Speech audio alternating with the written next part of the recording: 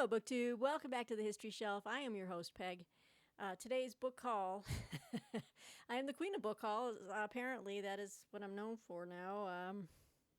Today's book haul is brought to you by. No, it's not every day, but it's getting there. This is an overdue book haul. These books have been sitting next to my desk for over a couple of months. I'm really sad to say. This is for all you theology fans and biblical studies, Christians or just even people who are interested in church history. This is a book haul from the Liturgical Press. They had a big sale a couple months ago, clearance sale, and I was going through and I was just like, little housewarming gift to myself because we were still unpacking at the time. And I was like, well, why not buy some new books for the house? You know what I'm saying?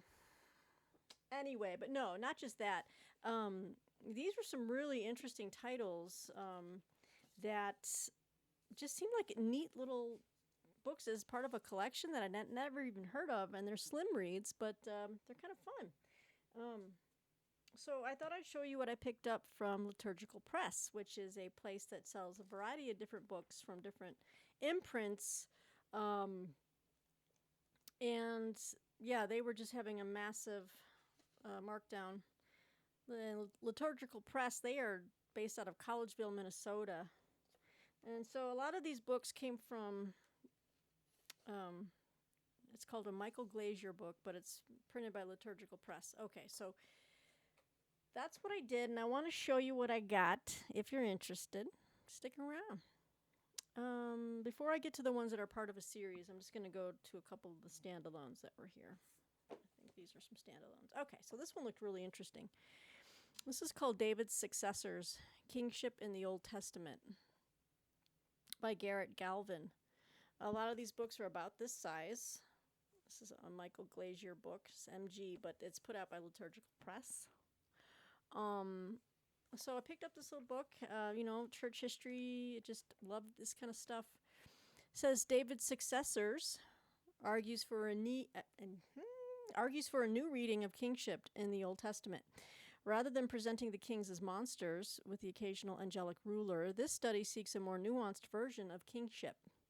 Galvin considers the original concept and context of kingship before concentrating on 5 kings in particular: Jeroboam, Ahab. This is so weird because I'm reading the Moby Dick right now. And of course you have Ahab, but there's also a character, or is it the name of the ship? Named Jeroboam. Anyway, then there's Hezekiah, Manasseh, and Josiah. Much contemporary scholarship is concerned with the reconceptualization and recontextualization of kingship that harkens from a negative perspective on kingship. But this book will fully consider the positive and original vision of kingship. It is ultimately rooted in a hopeful and joyful view of humanity as found in the Psalms, Sirach, and the Chronicles. So it just sounded really intriguing to me, so I picked this one up. So the next one I got is called History and Heresy, How Historical Forces Can Create Doctrinal Conflicts by Joseph F. Kelly.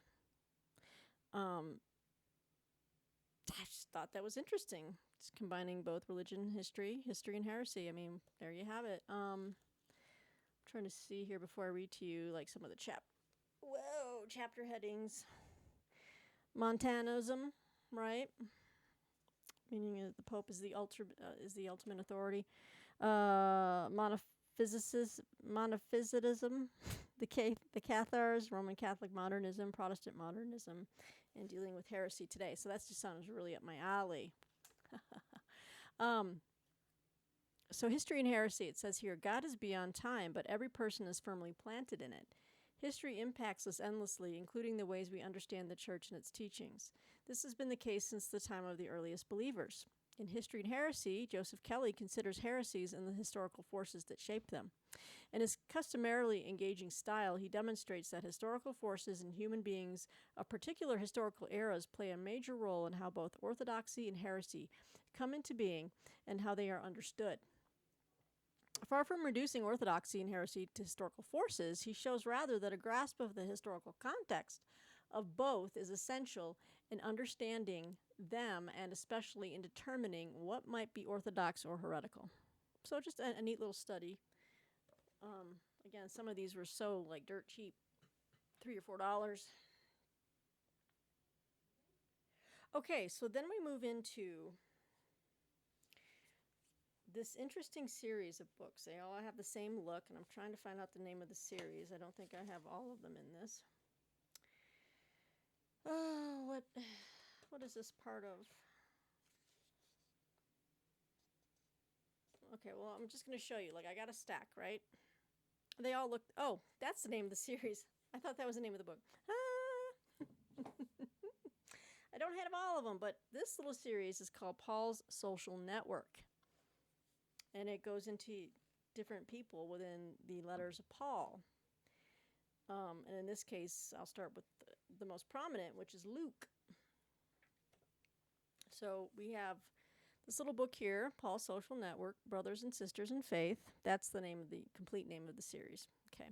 This is a book on Luke, the Elite Evangelist by Carl Allen Kuhn. It's very small little reads, but, I've been building out my theological library even more. I've got so many, but not as many as I've seen some people on BookTube. I've seen some walkthroughs and some theological libraries. Very impressive stuff. This looks like something I would read, enjoy, and then pass along. So I might pass these along to my sis or anyone else who I know is interested in reading and learning more about these characters, these people. Let's see here. I don't think I'm going to read about every single one. And we know that Luke is one of the primary gospel writers. Says here, using literacy in the Greco-Roman world and Luke's advanced literary acumen as his primary clues, Carl Allen Kuhn argues that the evangelist was a member of the social elite. Isn't that interesting? Social scientific models tell us that as an elite, Luke would have benefited from a highly stratified social and economic hierarchy that ensured the flow of wealth and resources to a few at the expense of the many. And yet, Kuhn argues, scene after scene of Luke's narrative challenged the stratified world shaped by Rome, calling its readers to embrace a new kingdom and a new Lord. Writing to the most excellent Theophilus, Luke calls upon his fellow elites to join him in leaving behind the world that has given them so much and to devote themselves not to the emperor, but to the true savior of humankind. So that just sounds great.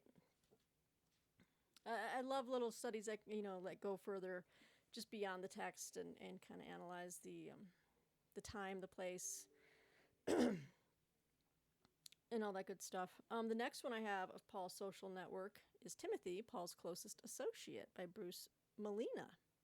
They're all about the same size.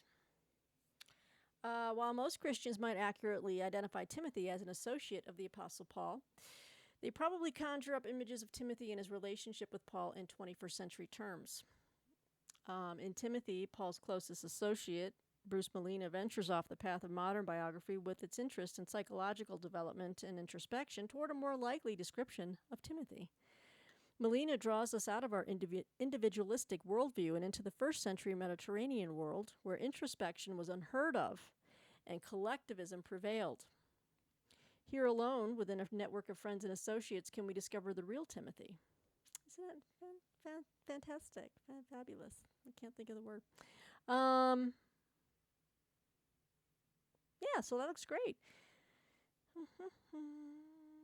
All right, so this is about Timothy, Paul's closest associate. Next one we have is Titus, Honoring the Gospel of God by Ken Stenstrup. This one's even skinnier. Paul's network is a complex collection of people, many of whom receive only the slightest acknowledgement in the New Testament. While Titus receives more than a cursory mention, the writings that include him come from different generations of Jesus' followers. In this book, Ken Stenstrup makes the distinction between these generations of writings and, by employing social scientific methods, uses Titus to shed light on Paul as a change agent and leader.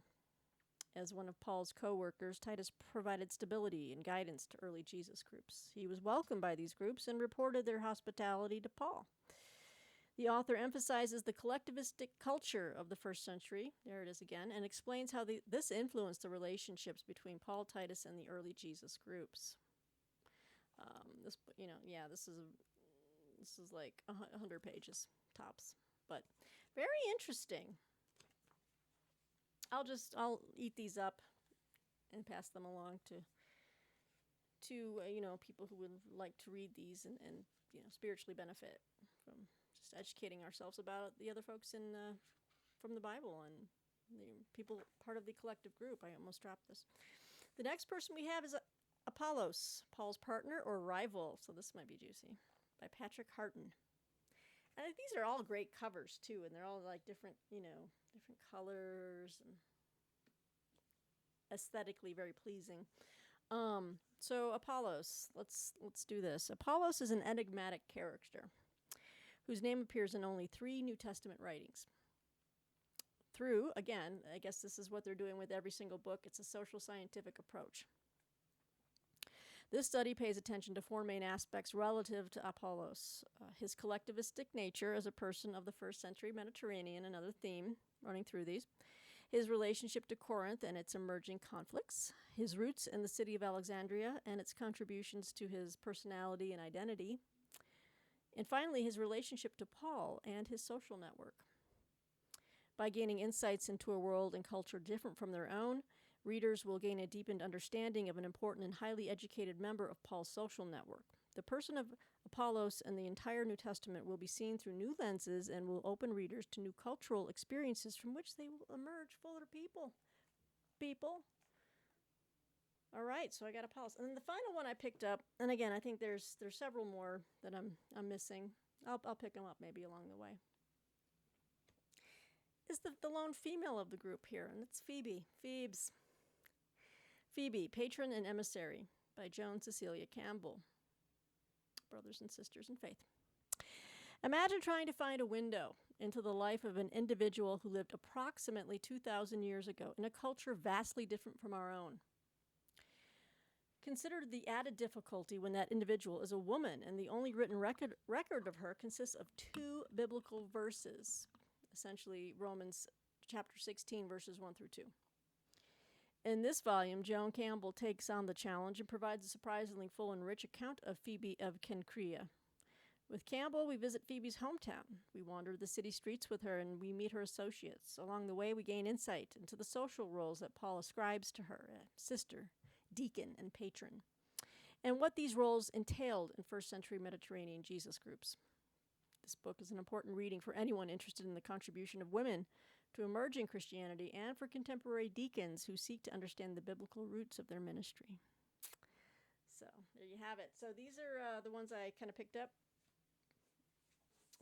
from the Paul's Social Network series. Kind of neat. All right, and then the rest of these are from another series called Interfaces. Let's see if you heard that okay. Interfaces. Oh yeah, just a little teaser. I got a bunch. They were super cheap. So the series is called Interfaces. Barbara Green is the editor of all of them. She's the main editor. Yeah, she's the editor, and she actually writes this version, this book. Let's see here. I'm trying to see what this is about. So Interfaces is a series that calls itself like Understanding Scripture Through the Characters of the Bible. It says here, Interfaces is a curriculum adventure and a creative opportunity in teaching and learning. Each volume focuses on a biblical character or a pair of them. The characters are in some cases powerful and familiar, though in other cases they are minor and little known. Each author uses one or more study methods to examine how a character interfaces with his or her historical, cultural world and other characters. In the process, you will learn how to read the Bible with critical insight. Okay, so that's that kind of describes the series. So the first book that I picked up, and this is written by the actual editor of the entire series, Barbara Green. This is King Saul's Asking. All right. Got her on there twice. Slim little volume, right? It says here, who should lead us? Who should we as a community look to for guidance? These questions followed the Israelite community upon their return from the exile. Should they return with Davidic kingship or without it? Their answer was King Saul.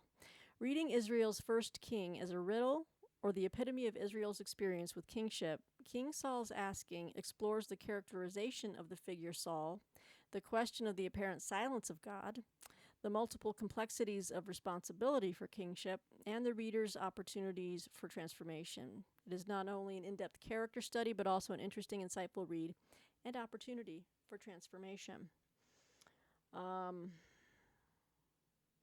is very cool. Barbara Green comes highly recommended here. She is an OP and a PhD, professor of biblical studies and a member of the core doctoral faculty at the Dominican School of Philosophy and Theology, Graduate Theological Union, Berkeley, California. Woo! All right, so I guess normally these are like $14.95, right? I think I got it for $3 or $4. I mean, it was dirt cheap. That's why I picked up so many. It might have even been less than that. King Saul's Asking, so that's the first one. The next one I picked up is by Patricia Dutcher Walls, and this is Jezebel, Portraits of a Queen. It says here, 2 portraits are presented here. 1, Jezebel is a story character taken from narrative criticism. And 2, Jezebel, the evil Jewish queen described in the books of Kings, drawn from a sociological study. Through combining these portraits, the reader comes to understand the ancient writers' worldviews, theologies, values, and loyalties, and learns a perspective with which to approach all biblical texts. So that's a little bit less of an explanation than the other one, but I like character studies, you know? I like it a lot. So that's Portraits of a Queen. The next one I picked up, some of them are thicker than others. That's cool. Is John the Baptist, Prophet of Purity for a New Age by Catherine M. Murphy. And I really like the artwork for each one. It's really cool. It's a really well done set here. So John the Baptist, Prophet of Purity for a New Age, examines how and why the authors of the first 3 Gospels shaped the story of John the Baptist around the story of Jesus. Careful comparison of these foundational texts yields not only the perspectives of the synoptic authors, but also a provisional sketch of the historical figure of the Baptist, which is then placed within the religious, political, and economic context of first century AD. It says CE, but I like AD better. That's just me. The first century AD Judea. Special attention is given to the interface between John and the Qumran community that scholars have proposed ever since the Dead Sea Scrolls were discovered. Fabulous. So, and then Catherine Murphy, PhD, is well placed to write about this because she has co-published 3 editions of the Dead Sea Scrolls manuscripts and has written articles on the scrolls in the New Testament. Bam. All right. So we got John the Baptist. Next book, next character study is by John Kaltner, and this is called Inquiring of Joseph, Getting to Know a Biblical Character Through the Quran. Isn't that different, right? All right, let's see what this one has to say. The account of Joseph in Genesis 37 to 50, with its classic rags to riches plot, explores themes that have intrigued people throughout history: murder, betrayal, sibling rivalry, greed, natural disaster, and mistaken identity. Inquiring of Joseph shows there is more than one way to tell this story, and both are worth reading. It puts the biblical Joseph in conversation with his Quranic self. The Islamic text is a clear parallel to the biblical story of Joseph's life, but there are some important differences between them that result in 2 distinct versions of the tale. This interface allows for a new understanding of the familiar biblical tradition, as aspects that are often missed become prominent and puzzling. Elements are seen in a new light. Each one has a very nice bibliography and suggestions for further reading, so I really appreciate that. Wow, I could really go down another rabbit hole with these suggestions for further reading. Yeah, this looks really interesting. It kind of each chapter kind of juxtaposes the Genesis readings and verses with the Quranic text. So, interesting. So, pick that one up. Next one I have is by J. Patrick Mullen, and this one's called Dining with Pharisees. Dining with Pharisees. Dining with Pharisees calls upon Luke 7, chapter 7, verses 36 to 50 as a starting point for studying the Pharisees from a perspective that aims to, quote-unquote, redeem them from an anti-Semitic readings of the New Testament and establishes Jesus as a first-century Jew.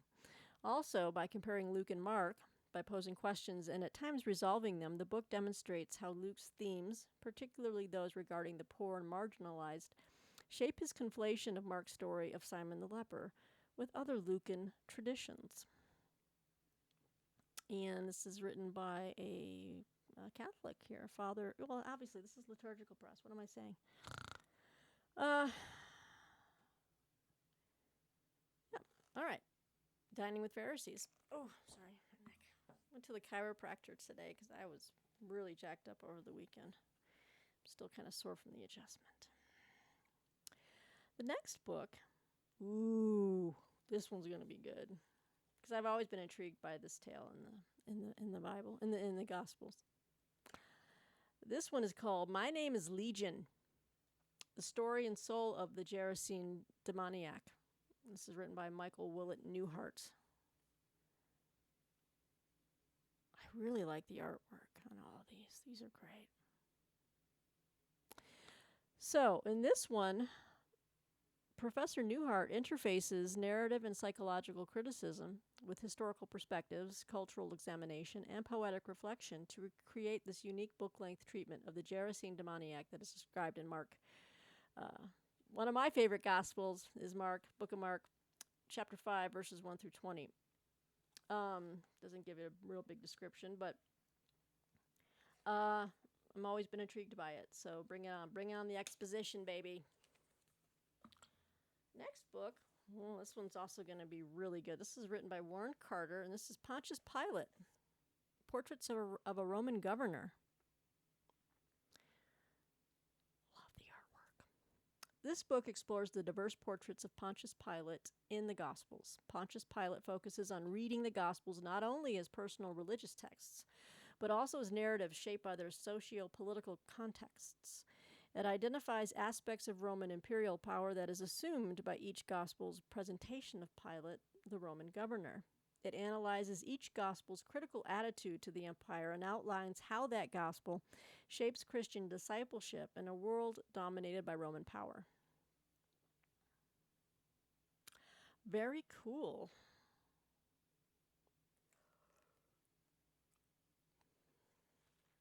Sorry. It's been a long work day. Didn't mean to yawn.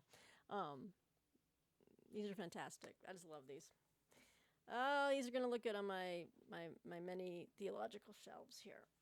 Okay, next book, we got a couple more to go here, is written by Jerome T. Walsh, and this is Ahab, The Construction of a King. It's a very skinny volume here.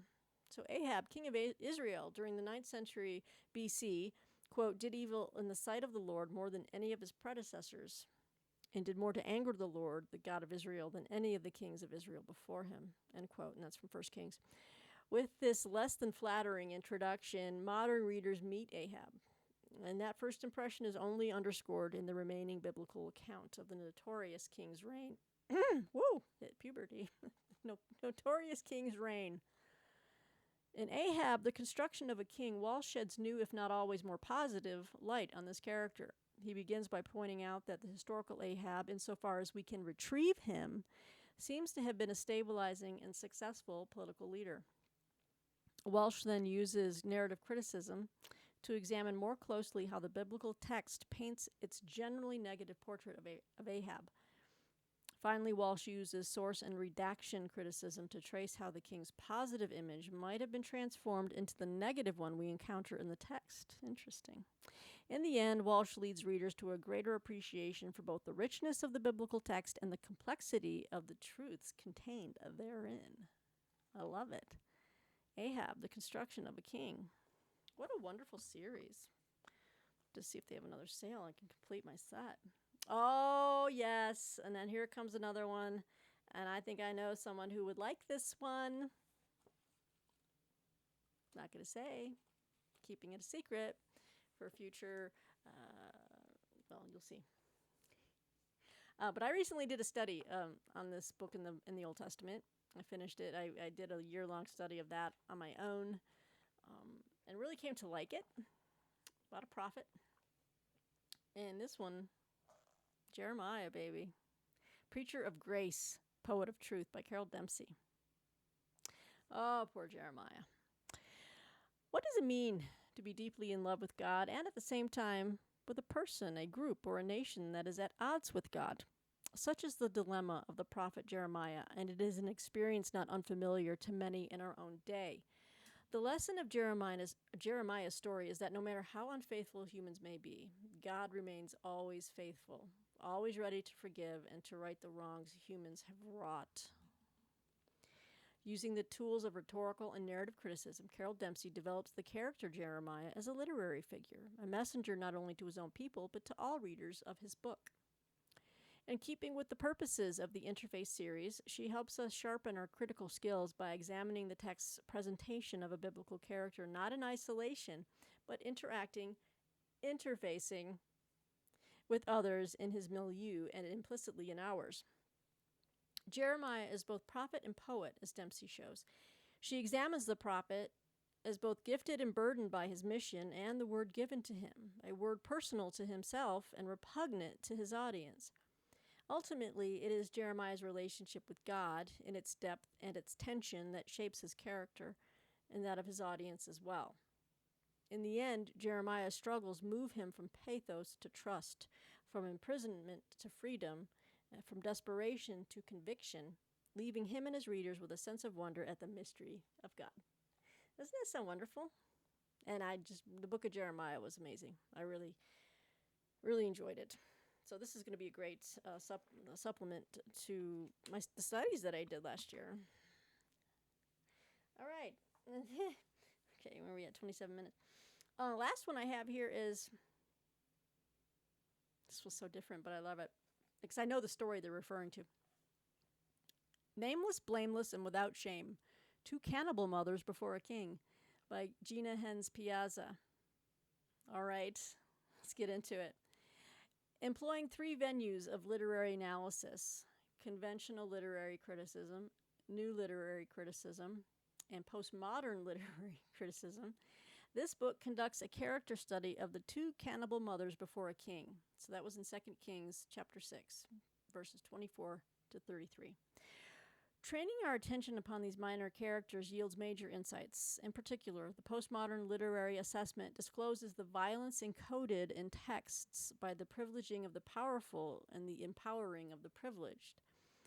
Moreover, the broader ties that such a character study yields connects these cannibal mothers to portraits of other pairs of biblical mothers and their plight, such as the two mothers before Solomon, Sarah and Hagar, Rachel and Leah, and prompt us to search for counter-stories in the biblical tradition and in our own lives opposing the violence embedded there.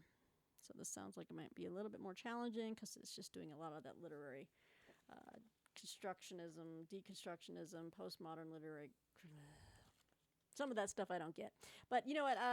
Still, I'm going to give this one a whirl, as it were. So these were the ones that were on their clearance rack and online, the virtual clearance rack. And I made off like a bandit. So that was like my first kind of real first go at the Liturgical Press site. And I think I was introduced to them because that's where I picked up the Ludolf of Saxony books that I'm reading right now. And I do need to give an update. I'm reading the first book right now, and I'm enjoying it. And I made some notes for the intro, prologue, and chapter 1. So I think I might cover those three things. but it might be just a short video to give you some of my thoughts and give you a sense and flavor of the readings. But highly enjoying it. Anyway, I believe they were sold on that by Liturgical Press. And then I just kind of started. I think I signed up for a newsletter. Anyway, I got the notice about a sale. Check that out. And now Liturgical Press is one of the places I go to every now and then to see what's new. And they send me newsletters, so I kind of know what's new. So now I'm on their mailing list. So look out. Yeah. So let me know what you think about these books. And, there's a couple of other press sites that I've bought from recently. Hendrickson Publishers. I've bought a few theological and references, biblical reference books from there that I am going to share very soon.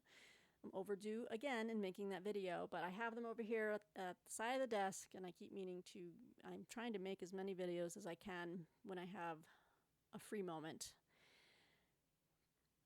But yeah, it's a lot of work to keep up with making videos for all the books I buy.